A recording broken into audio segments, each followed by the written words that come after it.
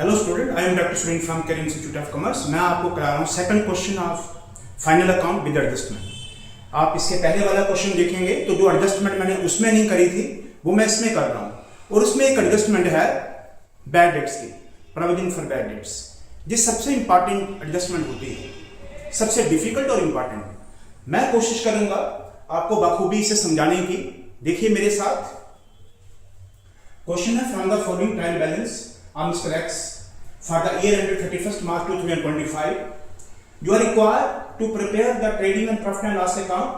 इसको trading word को काट दीजिए क्योंकि मैंने इसमें आपको जीपी दिया है क्वेश्चन के साइज को छोटा करने के लिए।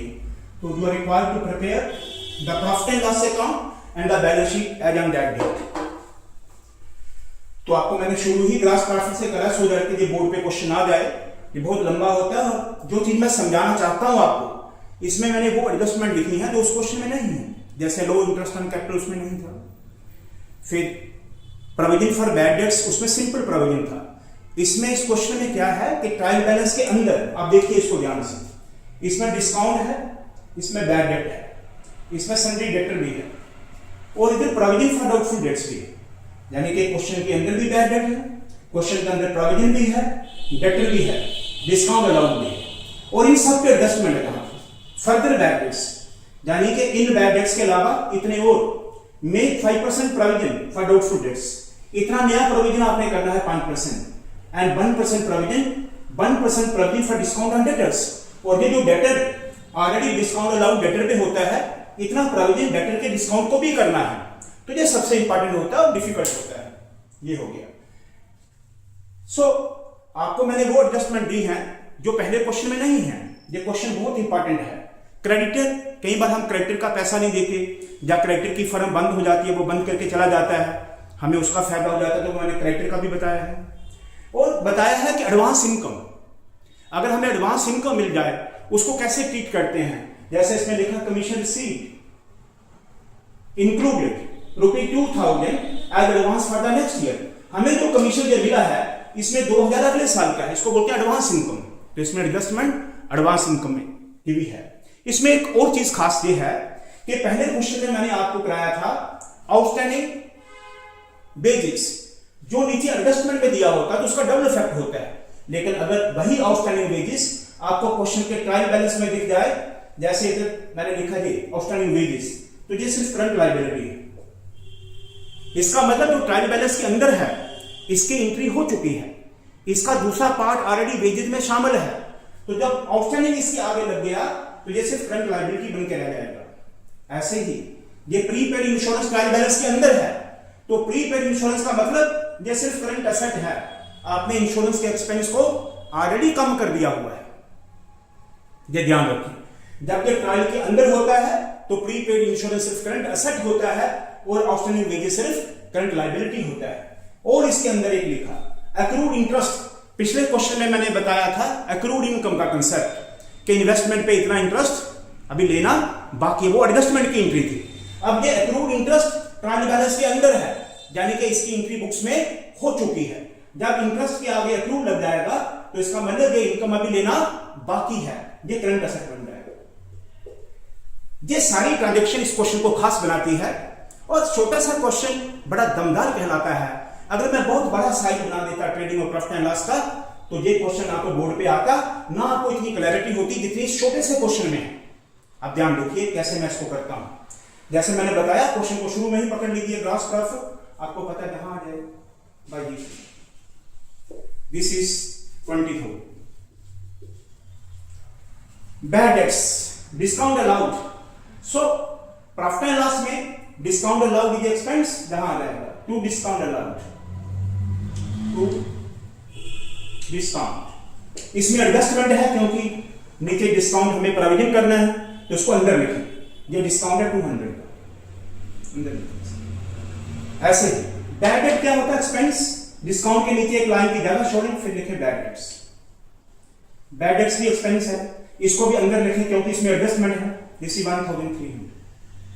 ध्यान रखें, तो आपने बैड डेट्स भी लिख लिया और डिस्काउंट भी लिख लिया।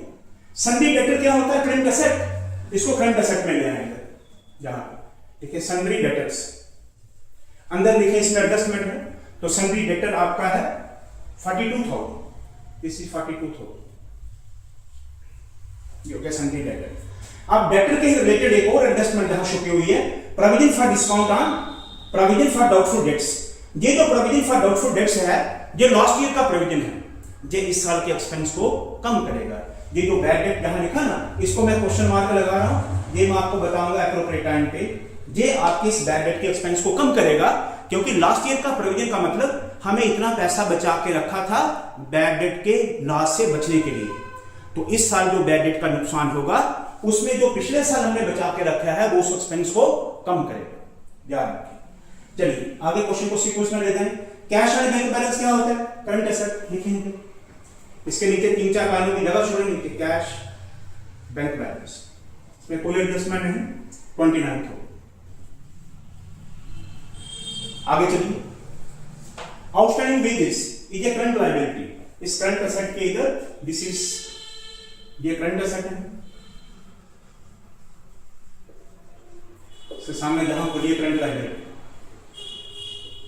करंट लायबिलिटी, करंट लायबिलिटी के नीचे लिखिए आउटस्टैंडिंग वेजेस, आउटस्टैंडिंग वेजेस 5,000।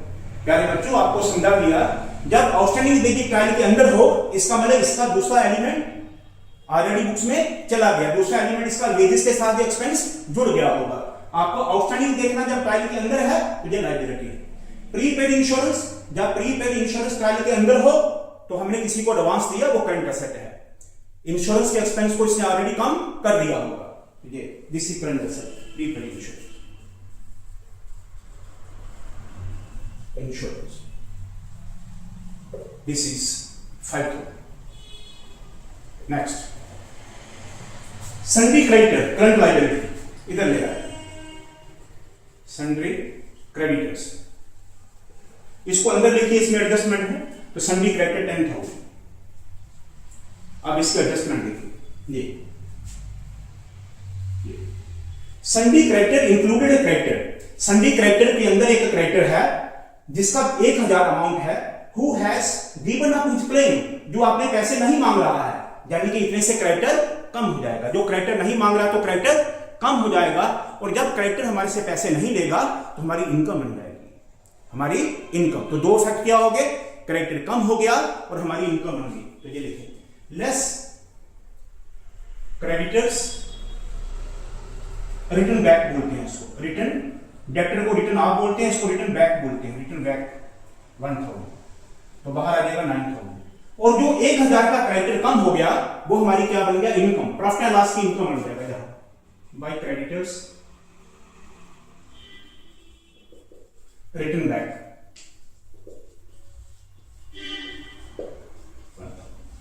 तो हर एक एडजस्टमेंट का डबल इफेक्ट आपको साथ के साथ ही देखना है। आगे चलिए, कैपिटल, तो आपको पता है कैपिटल सबसे ऊपर जाता है, नंबर 1 पे कैपिटल, कैपिटल को अंदर लिखिए, इसमें एडजस्टमेंट है, कैपिटल आपका 30,000 है। अब इसका एडजस्टमेंट ले लीजिए, allow interest on capital at 8% per annum, तो ये कैपिटल हम अज्यूम कर लेते हैं कि ये साल की शुरू का है, पूरा साल इतना ही कैपिटल रहा, add interest on capital, interest on, या लिखिए एड इंटरेस्ट, इसका 8% हो जाएगा 24,000, दिस इज 32,400। बताइए, आपने जनरल एंट्री में भी पढ़ा इंटरेस्ट ऑन कैपिटल का, जब जनरल एंट्री का था तो आपने क्या करा, इंटरेस्ट ऑन कैपिटल की एक्सपेंस, तो आपने लिखा इंटरेस्ट ऑन कैपिटल अकाउंट दिया to capital account, interest on capital expense है और उससे कैपिटल बढ़ता है, तो हमने कैपिटल को बढ़ा दिया और ये एक्सपेंस है तो प्रॉफिट एंड लॉस का एक्सपेंस बन जाएगा। यहां लिखिए टू, इसके नीचे लिखिए, थोड़ी स्पेस छोड़ दीजिए इसका ब्रैकेट पर, to interest on capital, this is 2400। तो दोनों फैक्ट पता चल गए, कैपिटल बढ़ गया और क्या बन गया, एक्सपेंस। आगे चलिए, कैपिटल भी हो गया, प्रोविजन को मैंने पेंडिंग रखा है। कमीशन रिसीव, कमीशन ये कंफ्यूज आइटम होती है, कमीशन रिसीव तो इनकम बन गया, खाली कमीशन हो तो एक्सपेंस, ऐसे ही रेंट होता है, इंटरेस्ट होता है, डिविडेंड होता है, डिस्काउंट होता है, उनके आगे रिसीव वर्ड लग जाए तो इनकम बन जाता है, तो कमीशन रिसीव आपका इनकम बन गया, जहां लिखिए बाय कमीशन, इसको अंदर लिखिए, बाय कमीशन कितना है, दिस इज 12,000 अंदर के कॉलम में लिखे 12,000। इसमें इतना एडवांस इनकम है, ये कह रहा है commission received included 2,000 advance for next year, ये हमें अगले साल का मिला है, यानी कि इस साल का इनकम नहीं है, ये एडवांस इनकम है। एडवांस इनकम हमारी इनकम को कम करेगी, क्या करेगी? कम। और जो हमें एडवांस मिल जाए तो क्या बनता है? लायबिलिटी। एक तरफ हमारी इनकम कम हो जाएगी और करंट लायबिलिटी बन जाएगी। तो लिखिए लेस एडवांस 2,000, तो बाहर आ जाएगा 10,000। एक तरफ जो हमें अगले साल का इनकम बना वो इस साल का नहीं है, तुम्हारी इनकम क्या हो गई? कम।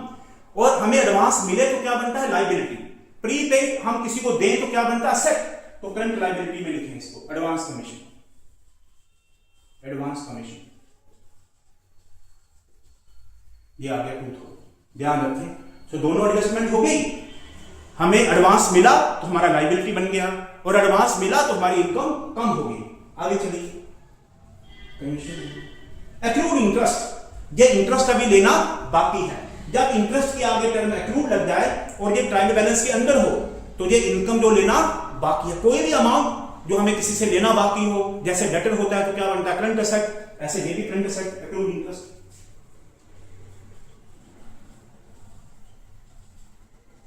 इंटरेस्ट इसी 500 ये हो गया। अब आप देखें क्वेश्चन के अंदर की सारी एंट्री हमने कर ली और प्रोविजन को मैंने छोड़ दिया, ये बाद में बैड डेट के एक्सपेंस को कम करेगा। अब जहां देखिए क्या हो गया, अलाउड इंटरेस्ट ऑन कैपिटल हो गया, सन्डी क्रेडिटर डेबिट हो गया, फर्दर बैड डेट, ये सबसे इंपॉर्टेंट है। फर्दर बैड डेट्स का मतलब हो गया ये जो डेटर हैं इसमें इतना बैड और हो जाएगा, तो पहले इसको लेस करिए, less further bad debts, this is further bad debts 1,000, तो अमाउंट जो बचेगा वो बचेगा 41,000। अब जितना भी बैड डेट बन गया, डेटर हमारा कम हो गया, जिससे हमें 42,000 लेने थे, अब हमें 41 नहीं मिलेंगे क्योंकि 1,000 नहीं मिलेगा। जो नहीं मिला वो क्या बन गया? एक्सपेंस। आप इधर प्रॉफिट एंड लॉस में आए, जहां आपने बैड डेट लिखा है इसके साथ उसको जोड़ दें। ये बैड डेट तो कंफर्म था, ये एक्सपेंस था, इतना और नहीं मिलेगा, तो इसमें ऐड करें, add further bad debts, further bad debts, this is 1,000, तो कुल मिलाकर हो गया 2,300। ऐसे सो फर्दर बैड डेट एक बार डेटर से कम और दूसरा बैड डेट जो ऑलरेडी एक्सपेंस था उसके साथ एडअप हो जाएगा। आगे make 5% provision for doubtful debts. अब जो बच गया इस पे 5% हमें शंका है कि नहीं मिलेगा, less 5% provision for doubtful debts, तो इसका 5% हो जाएगा, 10% बनेगा 4,100 और 5% उसका आधा 2,050। जो बाकी बचेगा वो आएगा 38,950, 38,950, 39, हाँ ये आ जाएगा। अब इतनी हमें शंका है कि नहीं मिलेगा, जो नहीं मिलेगा वो भी एक्सपेंस बन जाएगा, उसको इसके साथ ऐड कर दें। देखिए add 5% provision, provision for doubtful debts, this is 2050, 2050। अब इसको एडअप कर लें, दिस इज 4350। ध्यान रखें जो फर्दर बैड डेट था वो भी डेटर से लेस हो गया और बैड डेट के साथ ऐड हो गया एक्सपेंस। जो प्रोविजन था जिसकी शंका है नहीं मिलेगा वो भी इधर से लेस हो गया। ये ध्यान रखें प्रोविजन को लेस फर्दर बैड डेट के बाद में करना है, इस अमाउंट पे करना है, इस पे नहीं करना, इस पे करना है जो अमाउंट ये है। अब इस पे ये प्रोविजन हमने कर दिया 2050 और 2050 एक्सपेंस में ऐड कर दिया। आगे और कहा, आगे करा and make 1% provision for discount on debtors, discount on debtors. जो डेटर अब बच गए हैं ये कंफर्म है कि इतने मिल जाएंगे। अब जब ये इतने मिलेंगे तो 1% इनको डिस्काउंट देना है, तो डिस्काउंट भी डेटर को क्या करेगा? कम, लेस 1% डिस्काउंट ऑन डेटर्स, तो इसका 1% हो जाएगा, जहां लगेगा पॉइंट 389.5 यानी कि 390 लिख लीजिए, 390। अब जो आएगा वो फाइनल अमाउंट बाहर आएगा, करिए 0, 15 से 9 6, 8 से 3 5, 8 3, 38,560 इज द कंफर्म अमाउंट, ये हमें डेटर से मिल जाएगा, राइट। और जो ये डिस्काउंट जिसको हमने इधर से लेस करा वो ये डिस्काउंट जो ऑलरेडी दिया हुआ डेटर को उसमें ऐड हो जाएगा एट 1% प्रोविजन, 1% प्रोविजन, प्रोविजन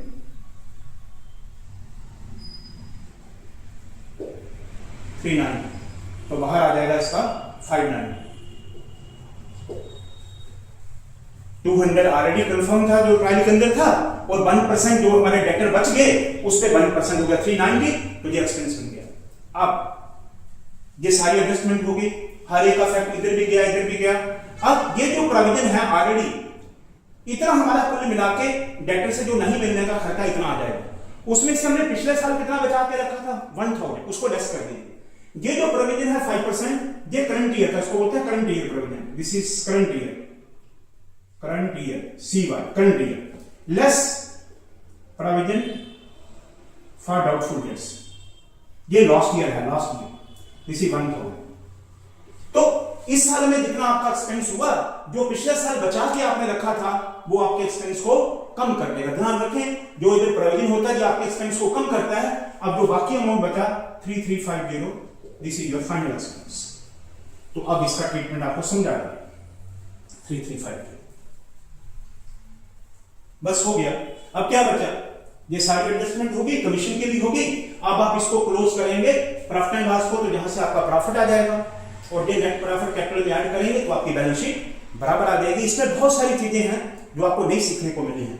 देखिए क्या करना है इसको, इसकी क्रेडिट साइड का टोटल करिए, दिस इज 31,000, बड़ी साइड को छोटी साइड पे शिफ्ट करिए,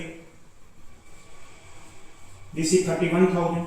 आप 31,000 से इसको माइनस करिए, ये कितना है 590, दिस इज 590, 3350 and 2400।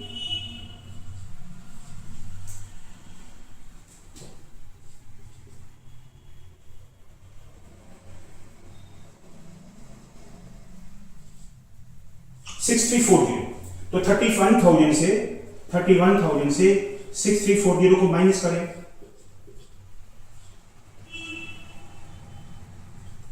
24,660 जो नेट प्रॉफिट ना लिखिए, to net profit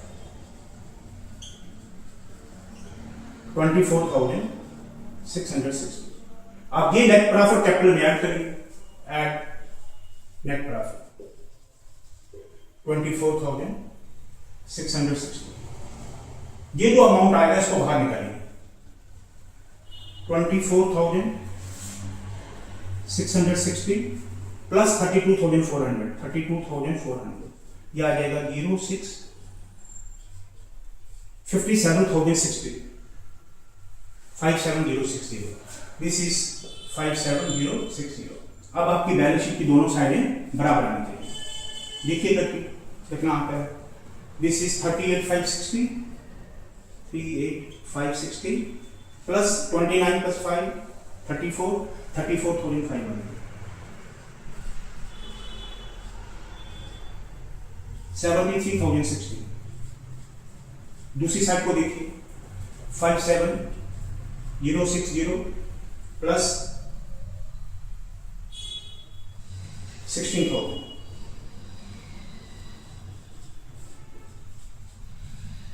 73,060, this is 73,060। तो प्यारे बच्चों, आशा करता हूं आपको समझ आया होगा। ये जो मैंने दो क्वेश्चन आपको फाइनल अकाउंट के कराए हैं, आपका कोई भी क्वेश्चन एग्जाम से बच के नहीं जा सकता। और दूसरी बात, आपको मैंने बहुत बड़े कंसेप्ट दिए हैं। ये बताया कि आउटस्टैंडिंग की टर्म, एक्रूड की टर्म, प्रीपेड की टर्म, ट्रायल के अंदर हो तो क्या करना है, ट्रायल के बाहर हो तो क्या करना है, और डेटर्स का जो डेटर की एडजस्टमेंट होती है डेटर पे, ट्रायल के अंदर बैड डेट भी है, ट्रायल के अंदर डेटर भी है, ट्रायल के अंदर डिस्काउंट अलाउड भी है, ट्रायल के अंदर प्रोविजन फॉर डाउटफुल डेट्स भी है, और नीचे भी तीनों एडजस्टमेंट है। सबसे टफ एडजस्टमेंट होती है, उसको कैसे ट्रीट करना है। आशा करता हूं समझ आया होगा। देखते रहिए, एंजॉय करिए, चिल करिए। जहां कहीं आपको दिक्कत आती है कमेंट बॉक्स में लिखें, चैनल को फॉलो करें, सब्सक्राइब करें। मैं आपके साथ डॉक्टर सुरेंद्र।